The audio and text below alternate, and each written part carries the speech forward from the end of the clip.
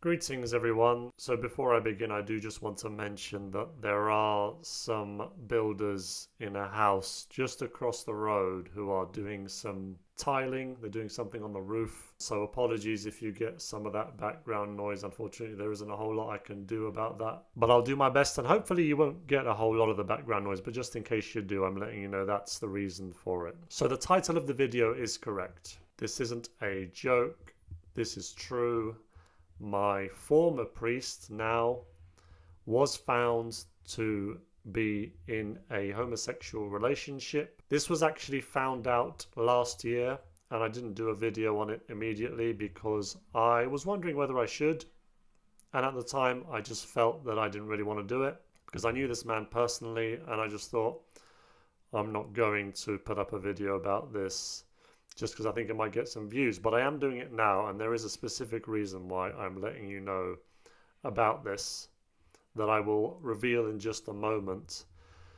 Now, the way it was found out that my former parish priest was involved in a essentially secret life, secret second life, where he was in a homosexual relationship with a guy, was extraordinary. It's almost unbelievable that this is the way it was found out, and it makes you wonder how on earth he could have done something so careless. But basically, pictures were found of him posing in a gay calendar. Now, why the person who found this was even looking at a gay calendar is a separate question. I don't actually even know who it was that found this out in my parish, but somehow it had been found out that he had posed in a gay calendar. Here is one of the pictures. I'm just going to show you one. Don't worry, it isn't a pornographic picture.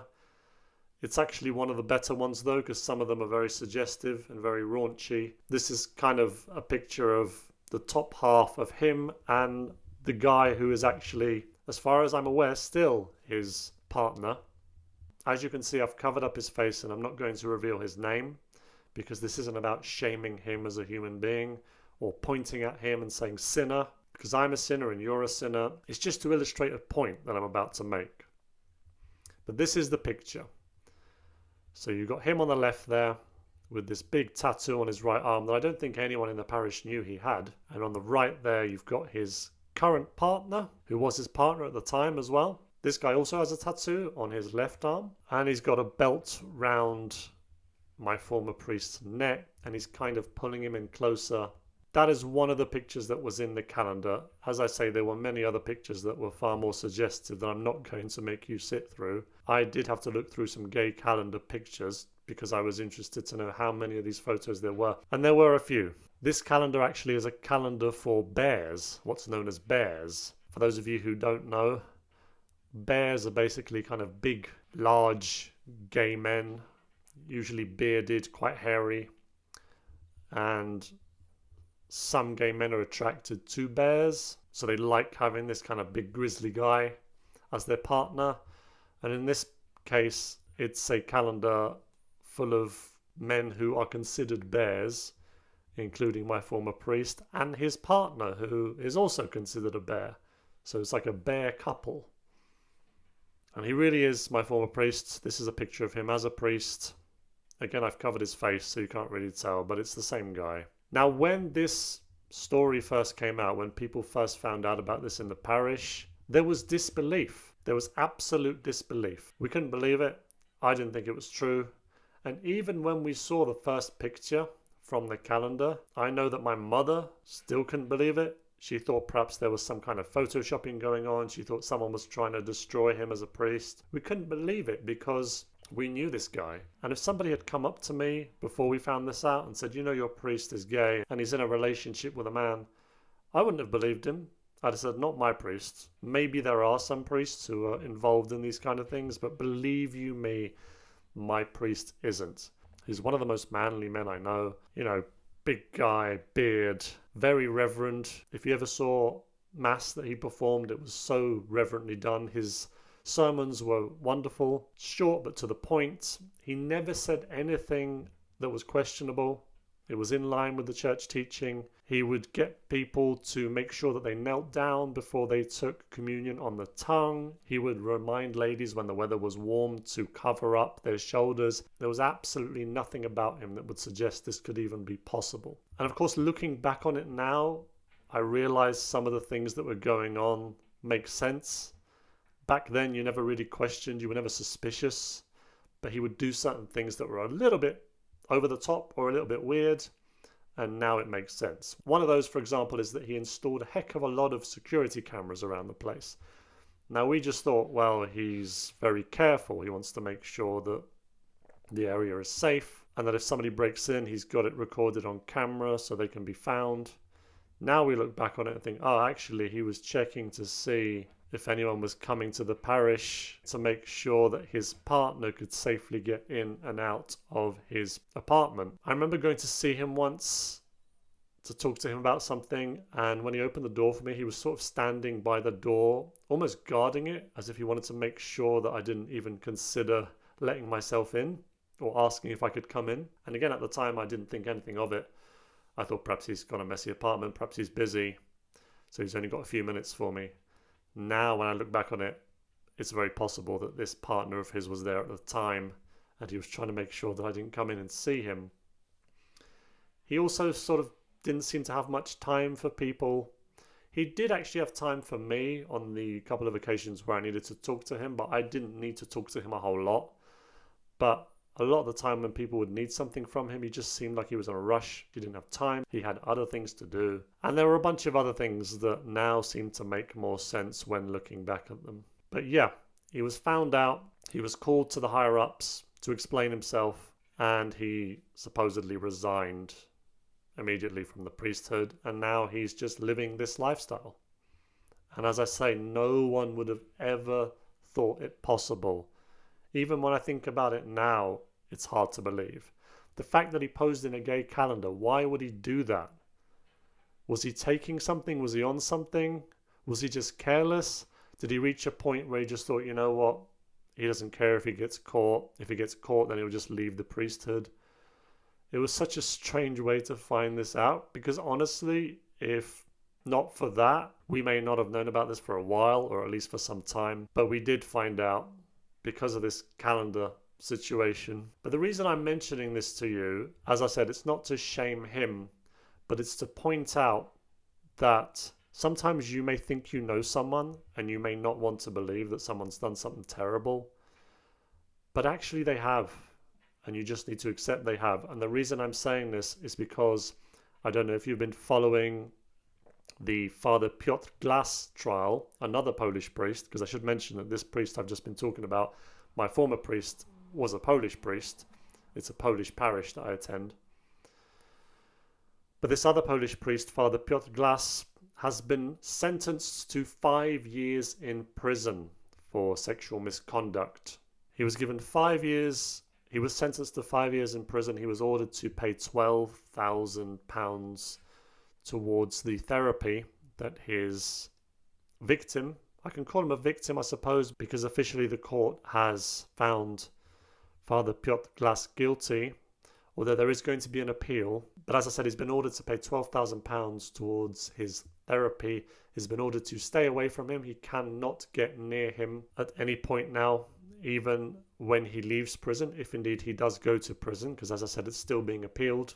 And it's another one of those cases that just seems unbelievable. I've seen many videos of talks given by Father Piotr Glas. I've even read one of his books. He seems like a really good priest. This is very difficult to swallow, very difficult to believe. The reason I was telling you that first story about my former priest is because that case has really made me look at things a whole lot differently. I'm no longer now just going to blindly stand up for a priest when he's accused of something if I don't know what's happened. And the truth is that in the Piotr Glas case, only really he and his victim, or alleged victim, however you want to put it, know what actually happened. And there are things that are strange. If you just followed the court reports from England, you wouldn't have gotten a whole lot of detail because they were rather short and they mostly just outlined the accusations against Piotr Glas. Now, there is a priest in Poland who has been making a case for Father Piotr Glas, who, by the way, I think is still a priest. The media are reporting that he's a former priest, but as far as I'm aware, he still has his priest faculties at the moment. But anyway, this priest in Poland has been making a case for him. And he raises some interesting points. He says there are certain facts about the alleged victim, as he sees him, that haven't come out or that haven't been considered by the court. One of these important facts is that after this, he did actually join a seminary. So despite being supposedly abused by Father Piotr Glas, he still decided to join a seminary in the UK. And there were a couple of things. One was that he supposedly gave a false reference by Father Piotr Glas. So he basically pretended to be Father Piotr Glas writing a reference for himself, which is dishonest. Another is that he supposedly accused some people in that seminary of sexually abusing him.